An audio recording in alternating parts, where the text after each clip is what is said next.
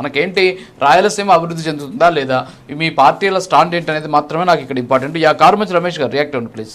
Sir ఇప్పుడు వీళ్ళు మాట్లాడుతూ జగన్మోహన్ రెడ్డి గారు అసలు రాయలసీమకి ఏమీ చేయనట్టుగా వీళ్ళు మాట్లాడుతున్నారు. 5 మెడికల్ కాలేజీలు 17 మెడికల్ కాలేజీలు ఈ రాష్ట్రంలో కట్టాలని చెప్పి అనుకుంటే 5 మెడికల్ కాలేజీలు రాయలసీమలో శివపార్వతి గారు పులివెందులలో ఆపేశారు. ఇప్పుడు మీ కూటమి ప్రభుత్వం అక్కడ ఓన్లీ ఇంకొక 100-150 కోట్లు పెడితే అయిపోయే మెడికల్ కాలేజీని ఈ రోజున ప్రైవేట్ పరం చేయడానికి సిద్ధమవుతున్నారు. అది గుర్తుపెట్టుకోండి. ఏదో ఇష్టం వచ్చినట్టు మెడికల్ కాలేజ్ అనేది జగన్మోహన్ రెడ్డి గారు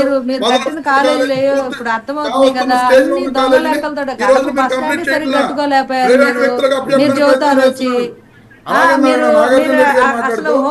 ఆరోగ్య శాఖ మంత్రి క్లియర్ గా లెక్కలతో కూడా చెప్పాడు కదా. 17 కాలేజీలు అంటారు, దానిలో కనీసం 10% కూడా అసెంబ్లీ సాక్షిగానే చెప్పారు కదా లెక్కలతో.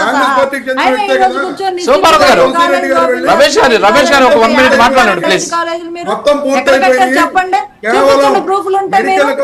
ఎందుకంటే రాంగ్ ఇన్ఫర్మేషన్ తీసుకుంటారు మీరు. ఓన్లీ రూమ్స్ క్లాస్ రూమ్స్ కడితే అయిపోతుందని చెప్పారు.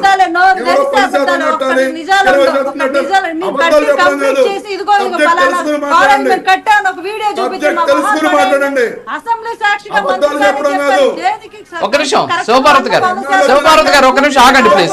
శివపార్వతి గారు ఆగండి ప్లీజ్. ఆయన టైం వారు మాట్లాడనివ్వండి ప్లీజ్. రమేష్ గారు మాట్లాడనివ్వండి. రమేష్ గారు రాజు గారు ఎన్నాళ్ళు అబద్ధాలతోటే ఈ డిబేట్ లో కూర్చొని మాట్లాడతారు. దానికి హద్దు పద్దు ఉండదు. క్లియర్ గా నిన్న కాంగ్రెస్ పార్టీకి చెందిన తులసిరెడ్డి గారు వెళ్ళి చెప్పడం జరిగింది. నర్సింగ్ కాలేజ్ అయిపోయింది, హాస్టల్స్ అయిపోయినాయి, కేవలం ఓన్లీ ఎడ్యుకేషన్ కి సంబంధించి క్లాస్ రూమ్స్ మాత్రమే పెండింగ్ ఉన్నాయి. ఇక్కడ అవి నిర్మిస్తే ఇది గవర్నమెంట్ కాలేజ్ రన్ చేయొచ్చు అని చెప్పడం జరిగింది.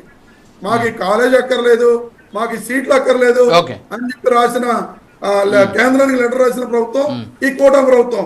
వీళ్ళ మాట్లాడేది రాయలసీమ అభివృద్ధి గురించి. ఇలాంటి అబద్ధాలు చెప్పడం కాదండి, నిజాలు చెప్పడం నేర్చుకోమని చెప్పండి. అలాగే చంద్రబాబు నాయుడు గారు ఏదో చేశారని చెప్పి దర్శిత్ గారు చెప్తున్నారు. ఎయిమ్స్ అనంతపురంలో వస్తే మంగళగిరికి ఎందుకు పట్టుకెళ్లారనే దాని మీద వీళ్ళు సమాధానం చెప్పరు. ఈ కూటమి ప్రభుత్వంలో ఉన్న శివపార్వతి గారు కూడా సమాధానం చెప్పరు. అలాగే ఏంటంటే ఆయన పోతిరెడ్డిపాడు హెడ్ రెగ్యులేటర్ గురించి చెప్పడం జరిగింది. 11,000 క్యూసెక్లకు ఉన్న పోతిరెడ్డిపాడు హెడ్ రెగ్యులేటర్ని జగన్మోహన్ రెడ్డి గారి తండ్రి గారైన రాజశేఖర రెడ్డి గారు 44,000 క్యూసెక్లకు పెంచడం జరిగింది. మళ్ళీ జగన్మోహన్ రెడ్డి గారు వచ్చిన తర్వాత జగన్మోహన్ రెడ్డి గారు పెంచడం జరిగింది. అంతే తప్ప ఈ చంద్రబాబు నాయుడు గారు కానీ పవన్ కళ్యాణ్ గారు కానీ ఏం పెంచలేదు. అలాగే తిరుపతిలో కన్వెన్షన్ సెంటర్ కోసం ప్రణబ్ ముఖర్జీ గారి చేత శంకుస్థాపన చేపిస్తే నారా చంద్రబాబు నాయుడు గారు రద్దు చేయడం జరిగింది. మరి రాయలసీమ మీద అభివృద్ధి ఉన్న వ్యక్తి చంద్రబాబు నాయుడు గారు ఎందుకు చేయలేదు, ఎందుకు రద్దు చేశారు ఆ కన్వెన్షన్ సెంటర్ని? అలాగే జగన్మోహన్ రెడ్డి గారి హయాంలో ఏం రాలేదని చెప్తున్నారు.